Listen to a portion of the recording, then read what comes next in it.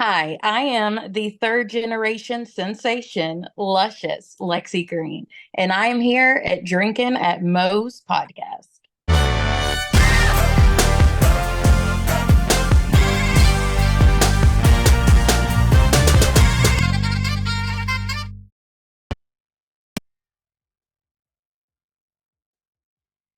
All right, everybody, taking time out before we get this show started.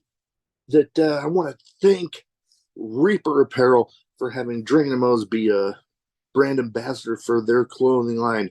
They got good stuff. They got t-shirts, they got hoodies, they got beanies, they got lots of great stuff, encouraging everybody to break out of their comfort zone, live their best self, and hey, it's something I try to live every day. Now, be sure when you go and you're finishing filling out your order, use the code Drinking at Moe's, get 10% off, and the link and the code will both be in the description. Let's fucking go. All right, everybody. Welcome to Drinking the Moe's. Big Mo here. You know the drill by now. YouTube, like, subscribe, share, comment, all that good shit. Because YouTube's algorithm is a pain in the ass. Leave a review on the audio platforms too. That helps there.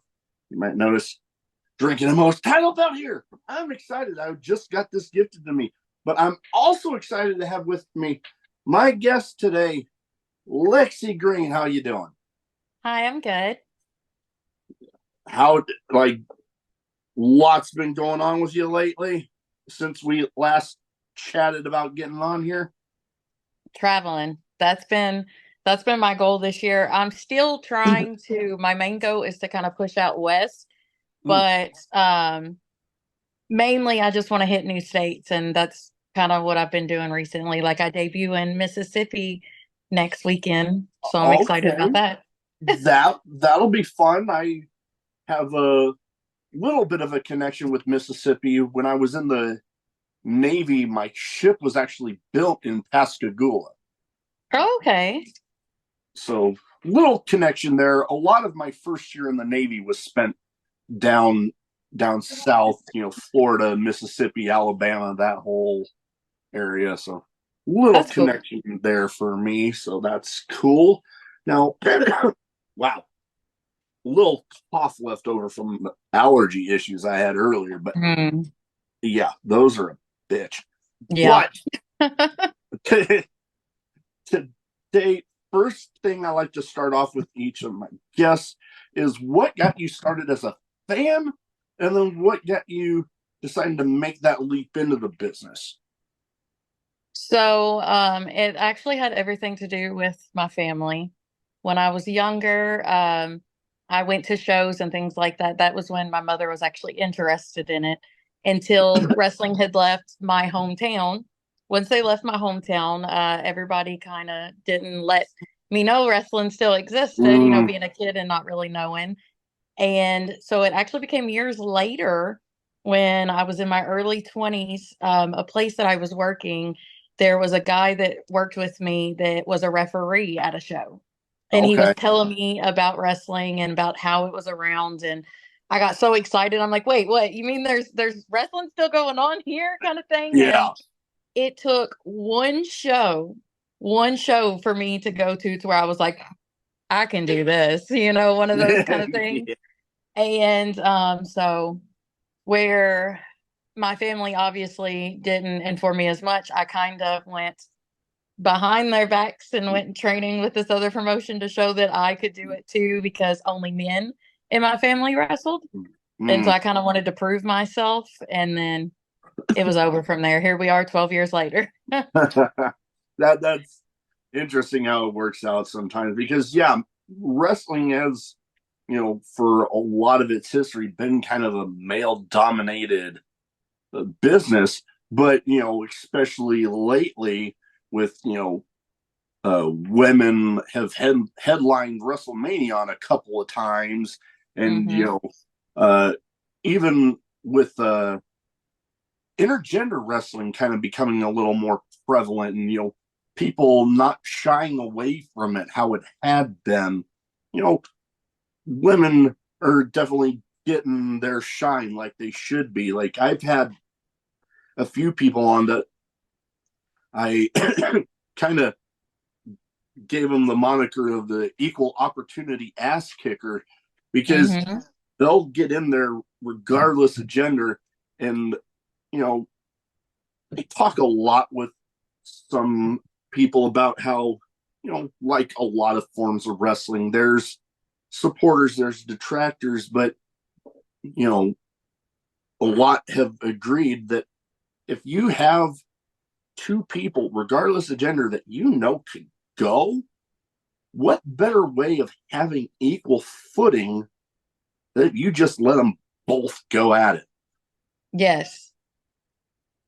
So, what's it like? Look, I'm totally here for that. I just got finished with some intergender tag matches at a promotion that I was working for. And then I'm also known in Indiana to wrestle Mm, men, because I'm telling you, okay. I can go toe to toe with them too. And I like to prove myself.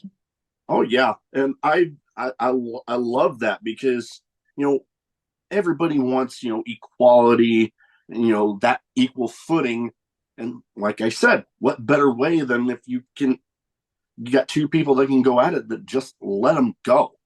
Hmm. And I've been lucky enough to trying to remember because it's been a little while since I've had some of them on, but one that I'm particularly proud of was actually with the now current Ring of Honor Women's TV champion Billy Starks. Billy.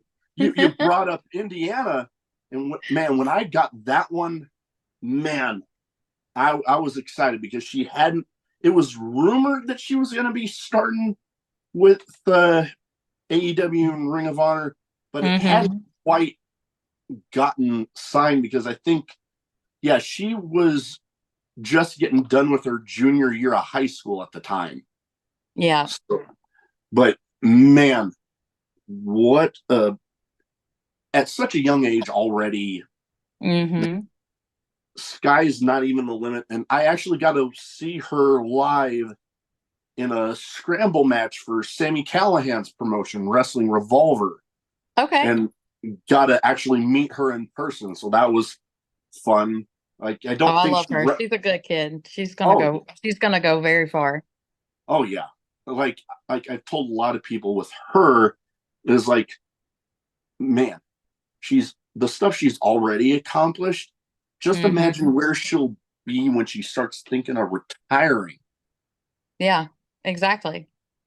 Yeah, it's gonna be nuts. Now, back to you though, uh, with the everybody coming up with their in-ring personas.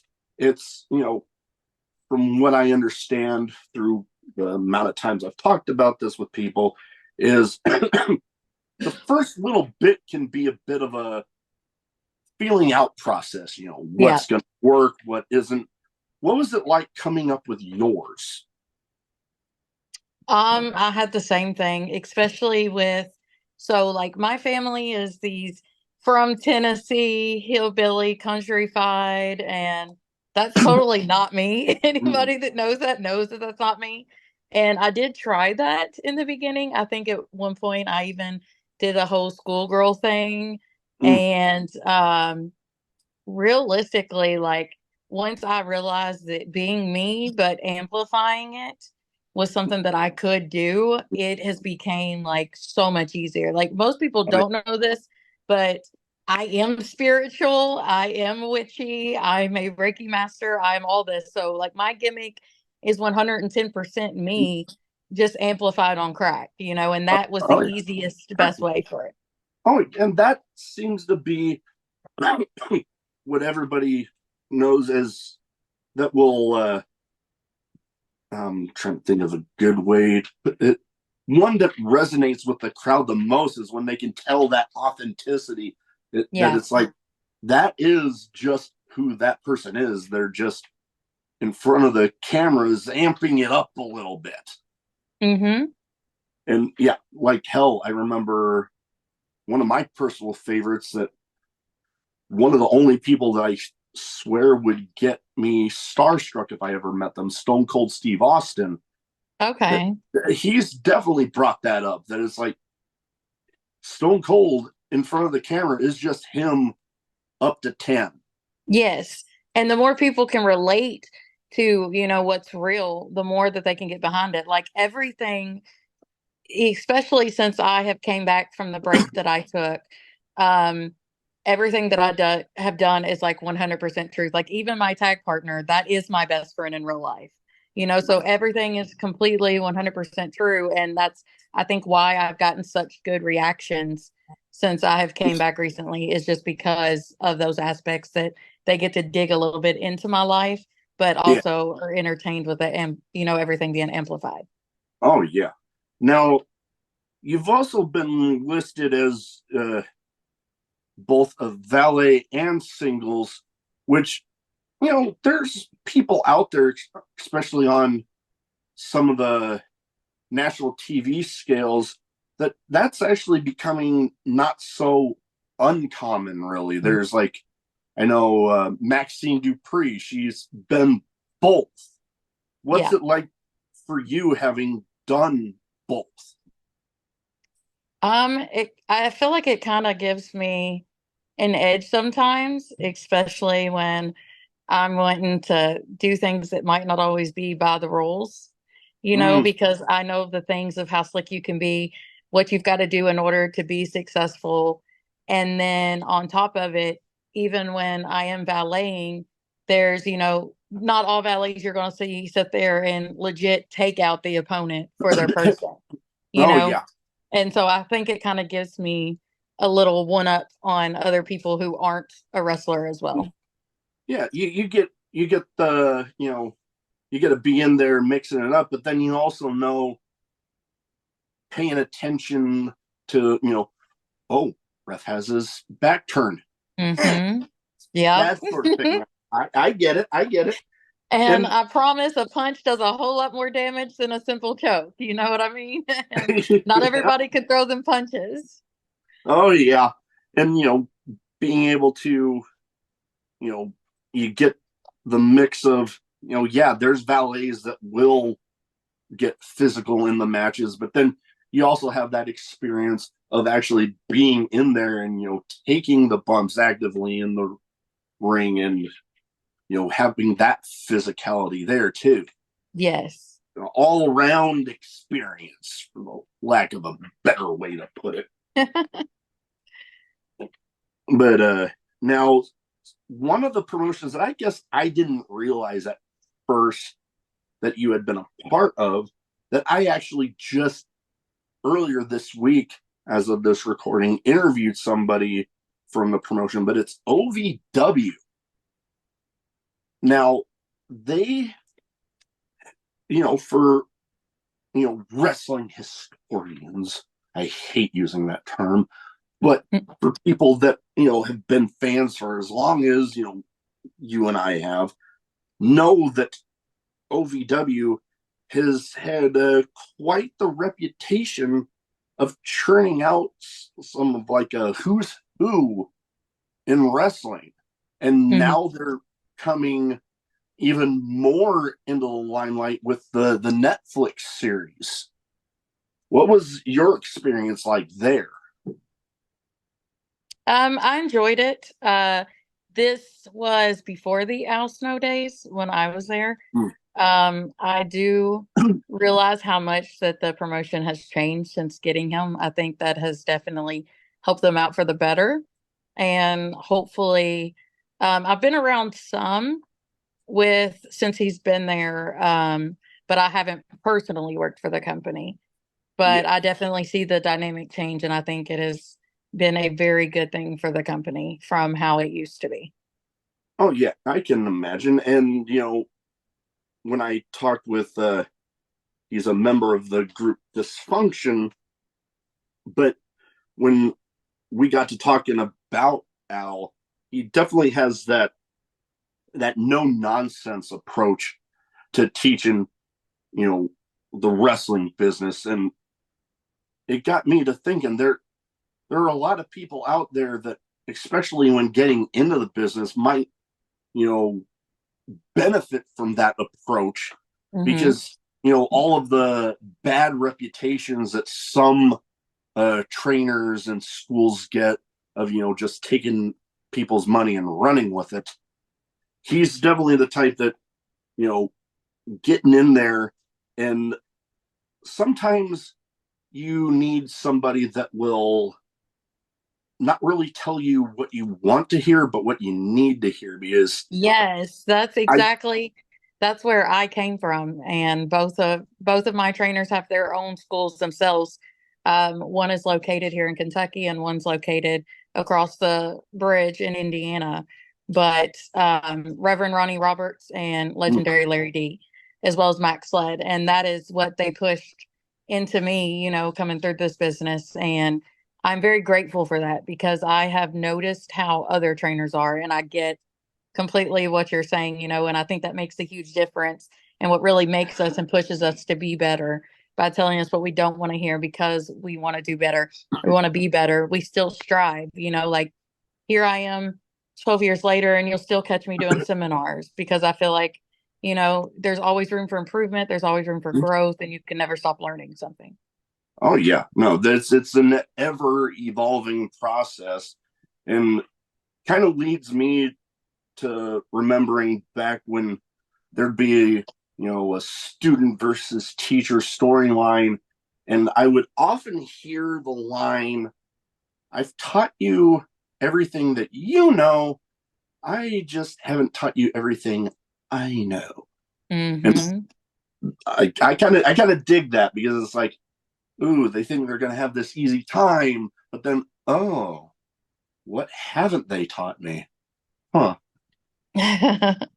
I get it because especially I can imagine when getting in that, you know, I know for me in my personal life, if I am not, well, hell, with the podcast, even now that I'm thinking about it, that if there's something that I can improve on, it's like if somebody wants to have a civil conversation about it, by all means, because I would hate to go about thinking that, oh, I'm doing all this stuff good, but there was this thing I needed to improve on the whole time. Yeah. So it's always thinking, you know what, it's not necessarily a bad thing that, they're only telling me the stuff that I didn't do right. It's more along the lines of thinking that, you know, they're telling me what I need to improve on. So if they aren't talking to me about something, that must mean that, oh, that's fine. So definitely Hmm. good to have people like Al out there that have that mentality because Lord knows I've seen a few people that probably could have used it. Now, you mentioned going on a little bit of a break, which kind of, you know, coincided a little bit when I was doing my homework. Like it seemed like it was right before the pandemic started to like just after people started getting back to normal. What was the thought in going into that break, or was it just one of those times where you're just like, you know what, injuries like happen in professional Uh, wrestling, piled up, um, and I just needed a break? well, a little personal. It actually had everything to do with that I was working three jobs. I did Ah, not, I did not want to go away from wrestling, not want.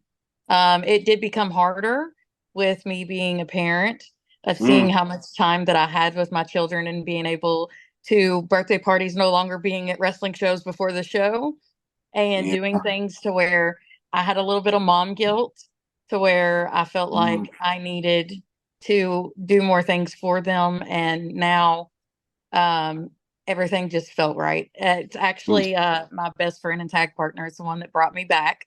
ah, Um, we had a show for Generation Next Pro, and I started wrestling before she did. And the running thing this whole time was that we're going to be a tag team. But she could never, become a wrestler is what she kept getting Mm. told. And then finally, when she started wrestling is when I took my break. And then she turned around and looked at me one day and was like, "We are being a tag team. We're bringing this back. You need to go back and get your license right now." I got them just to get them to do that show, and it took one match. That's all it took to sit there, and here I am back in full force. And I was like, "See, this is what I love. This is what I missed." I found Yeah. ways to be able to juggle both, with my Okay. children and with wrestling.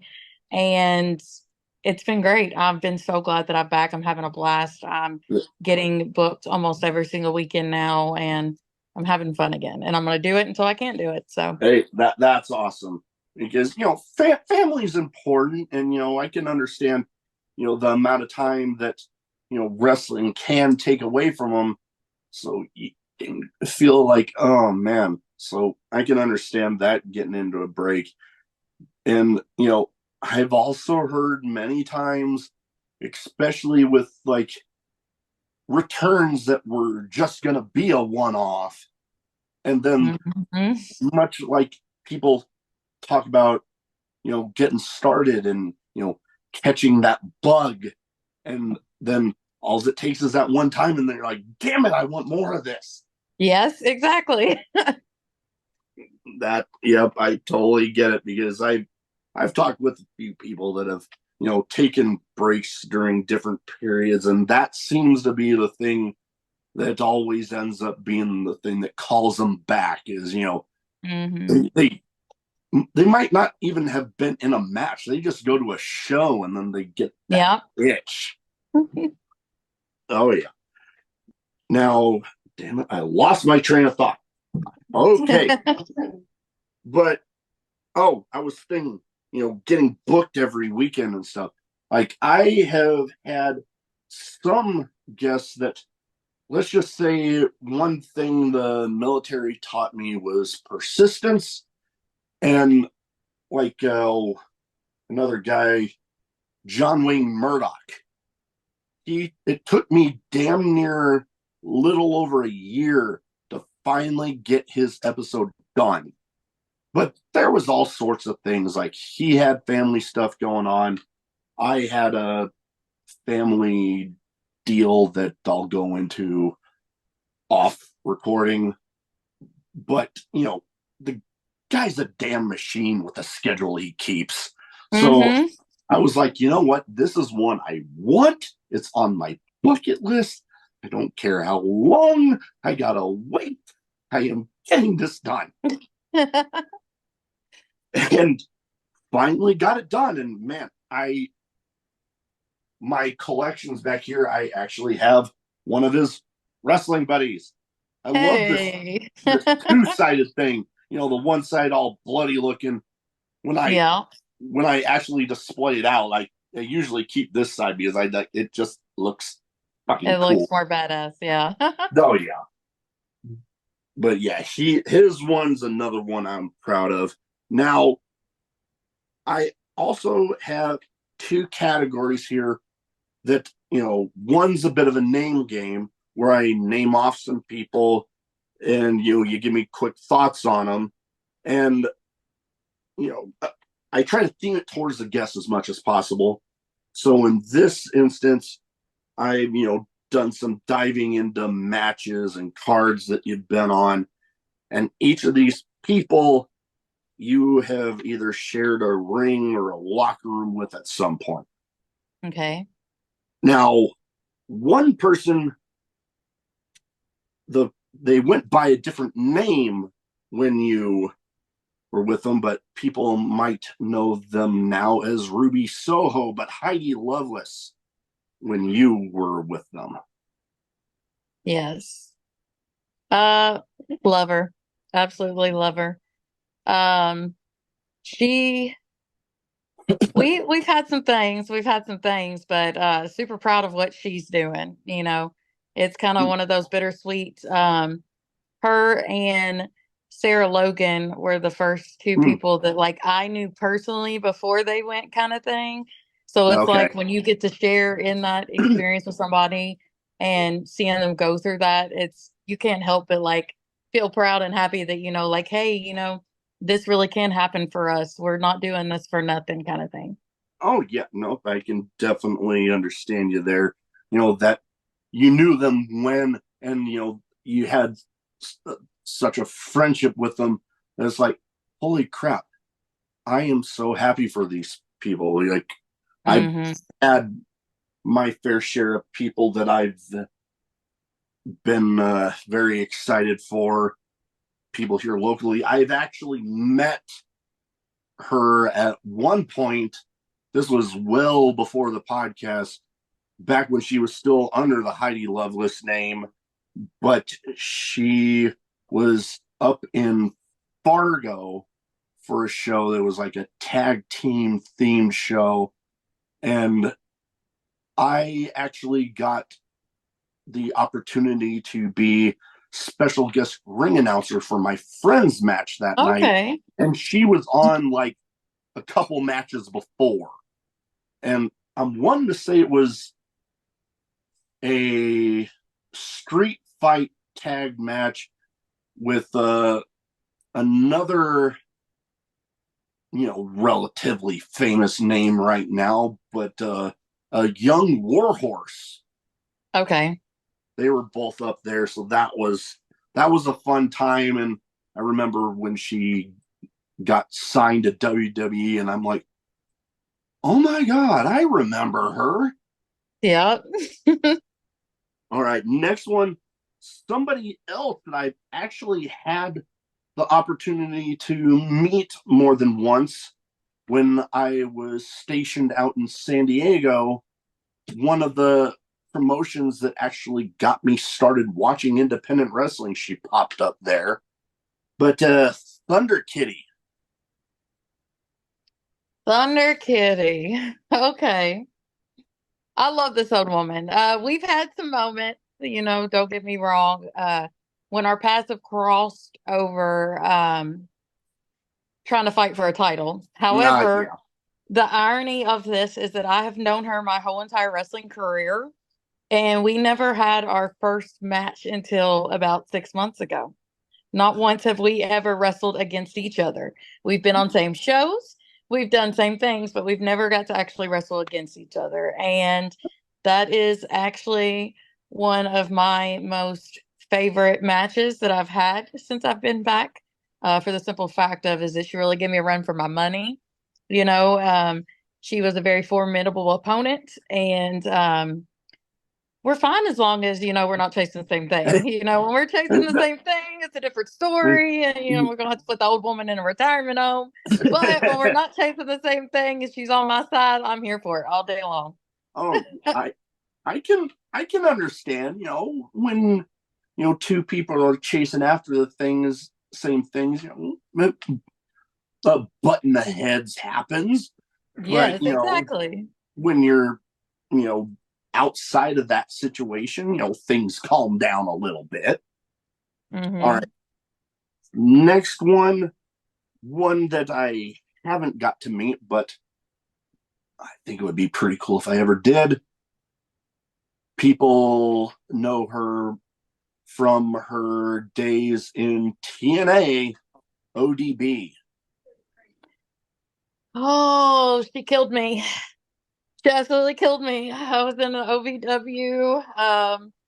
Women's battle royale, and I was on the top rope like an idiot trying to do a crossbody. Taylor Hendricks came and like had her legs on me, was about to flip me over, and then in the process here comes ODB. She knocks me so hard that I landed on the barricade and thought I died. Oh God. Thought I died. Yeah, So I've seen people take similar bumps before, and yeah, that yeah, always. Oh, because those are those metal, those metal bar ones that stand up. yeah. And I must say, though, she did give me my most memorable elimination that I've ever had since I've been wrestling from a battle royale. So, I mean, it Okay, is what it is, but it is what. she can Yeah. definitely throw a punch. Oh, she definitely has that reputation for sure. Yeah, I've not had the opportunity to get a mirror, but I mentioned, somebody I know, well, actually, two people I know were involved in this situation where they took a similar bump, but it was like an anything goes match, and they had two chairs that they bridged a door on, and there's this little ledge on top that a guy went and climbed up on, and he was going to jump, onto the guy through the door. Hmm. But when he jumped, the guy on the door rolled off. The door went with him, and the guy landed gut first on the edge of the door. Oh, I feel for him. Yeah, I somewhere in the shorts feed on the YouTube channel and on the TikTok page, I got footage of that situation somewhere. Mm. Definitely have to go do some damn digging on that one because that was a while ago. Yeah, that's no fun. No, now this one's a bit of a wild card because you know the other three were people that you've actually shared a ring with. This person is just one that I've actually had the pleasure of getting to meet, and she's doing big things now with AEW. But the virtuose Diana Perrazzo.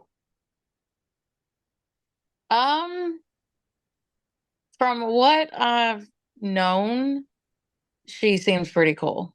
We haven't really been like too much, to really get to know each other. That is someone that I definitely wouldn't mind working. She's actually one of my people on my list. Her and Marty Bell's right there at the top of Mm, people I want to work. Um, but definitely would love to. I would say that. I've never heard anything bad or oh anything yeah, like that along those lines. All good things. oh yeah. The interaction I had with her was totally pleasant. It was at the promotion Warrior Wrestling. They did a St. Louis stop, and I was invited to be a part of the fan fest. I had the table, got to meet a bunch of the people, and she was supposed to be there, but flight issues caused her to be late. Okay. But she decided, you know what? The people that paid for the that fan fest before the show, she was going to Mm-hmm. stay late and be there for those people that had paid to be there for that, and That's amazing. could not have been a nicer person in the interaction I had. Okay. So yeah, that, and hell, everything she's doing with AEW now, I'm excited to see where she's gonna go. Yeah, for sure. And with having the match with you, that her being with AEW, they do seem to be the more independent, friendly promotion Mm-hmm. out of the two big WWE and AEW, because a lot of the AEW people do get to take independent bookings from time to time, which Yes. not so much with WWE, but they are getting a little better, very selective on that end. Mm-hmm. Now, I have some random questions. Oh Some Lord. might be wrestling related, some might not be. Some Oh Lord. some might have absolutely nothing to do with anything we've talked about so far. So I give you the question, first answer that pops into your head. Now, with something that we talked about, I think I might have an idea on this one, but craziest in match moment for you. Hmm. Actually, my craziest in-match moment would be when Mickey Knuckles and her two axes, Phil and Lil, and they come flying at your face.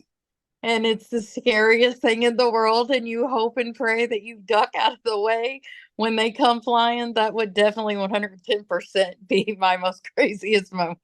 Oh, yeah. No, she definitely is a hard hitter.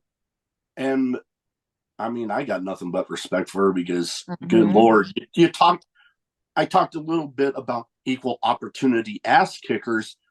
Like, Yes, she is the very definition of that. exactly. 110%. You know, I've witnessed some crazy moments myself. A lot of them actually at Sammy Callahan's promotion, Wrestling Revolver, from two different times fire being used to Matthew Justice of the Second Gear Crew jumping off a scaffold to people getting whacked in the head with half a door and it sounding like a gunshot. Yeah. Yeah. Steve Macklin was actually the one responsible for those door shots. Oh, Like wow. I saw the video of it later because my friend and I were on the other end of the venue. And we Hmm. were both like, is somebody dying over there? All right. Now, who are, well, okay, before I get into this one, I know that, there's some wrestlers out there that, they spend so much of their time preparing and training that, when it comes to watching the current crop of wrestling, they might not be so much into spending that much more of their time watching it. But if you I'm had, totally that. I don't watch current. If anything, I like to study more older things. no, I get you. Who are Yeah. some of your favorites from like stuff that you've studied? Well, my favorite match of all time is um Macho Man and Ricky Steamboat from Okay, WrestleMania 3. classic. That's just but I'm also so like the household that I grew up into, my mother was never a fan of wrestling. We couldn't Mm, even watch it, except for when the Attitude Era came along because she had the thing for The Rock. And so in that time is when I got to actually first become fans. And of course, I was a huge Stone Cold and oh, Undertaker mm, that was my dude. I'm into the dark stuff. That was my dude.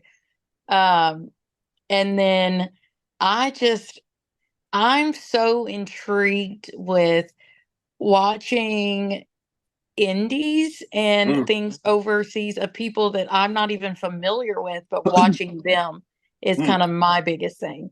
Like Oh, I like having something that's not done. And I feel like too, because we're all fans at the end of the day. oh And yeah. when you're watching something as a wrestler, you're wanting to do it and imitate. And my Mm, biggest thing is always to try to be as original as I can be. So that's why I kind of push myself away mm, from watching too much things because the simple fact of is that I don't want to accidentally imitate because you find something that you like and then you're doing mm. it when it's been shown so many times on a national aspect. I can understand you there. I know, good Lord, some of the stuff that I like because gravitating gravitating towards those intense personas. Undertaker was very much one of them, Stone Cold. But I swear, with Undertaker, when he was doing that Ministry of Darkness thing back in the day, man, when Hmm. when I was growing up, man, he scared the shit out of me. That whole thing where he was like gonna embalm Stone Cold alive, man, I was watching Yeah, as that see, and was I'm here for all that. I'm here for it, but damn, he scared the shit out Yeah, of me. see, then it works. It works. No, that is true. Oh, man, but another guy, one of my all-time favorites, and I only vaguely have memories of watching some of his matches because of everything that happened with him. Like it was late '80s, but Bruiser Brody, Okay.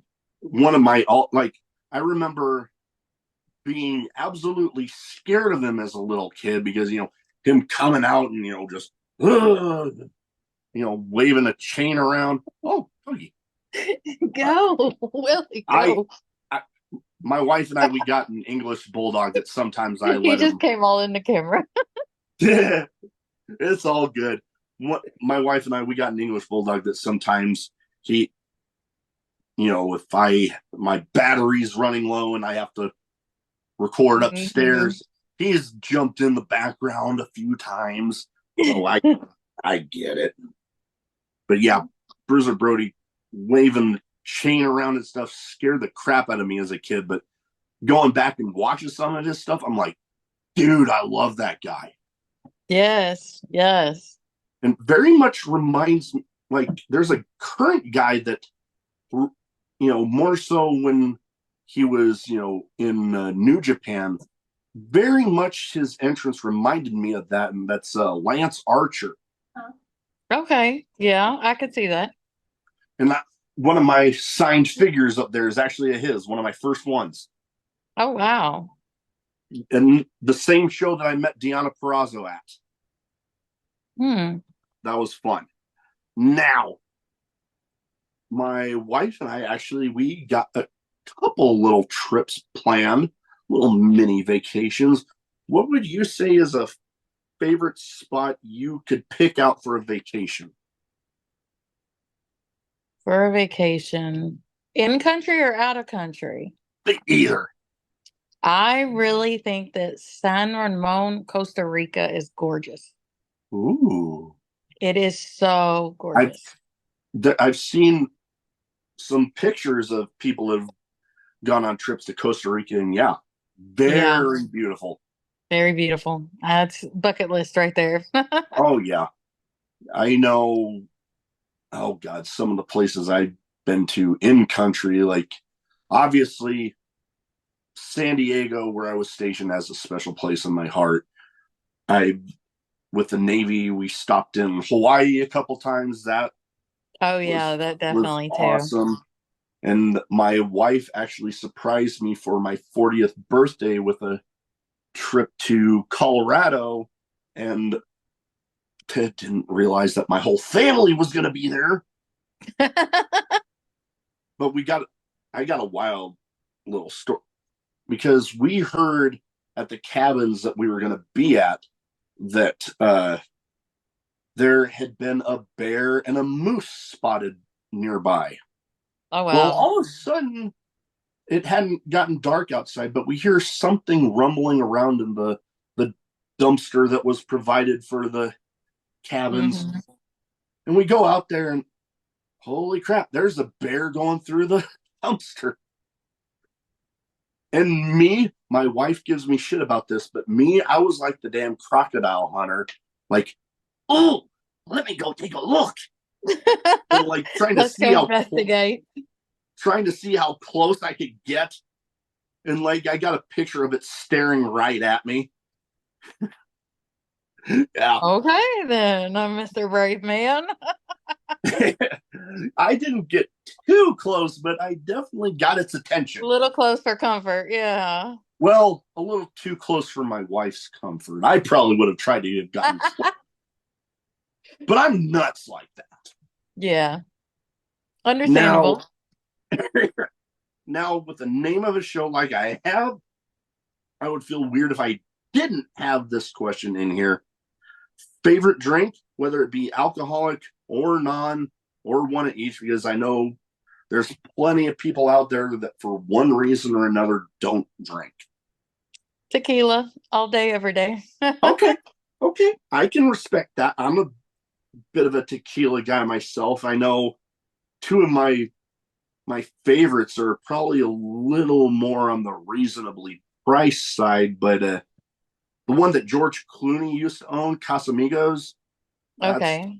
that one's smooth, and the Rock's one, Terramana. Yeah, that one's not bad. I love Patron in 1800, but Okay, I'll well, definitely drink some Jose if it's mixed with other things. So yeah, Jose for me, it's more if that it's my stuff's not good. margarita kind of, Yeah, yeah.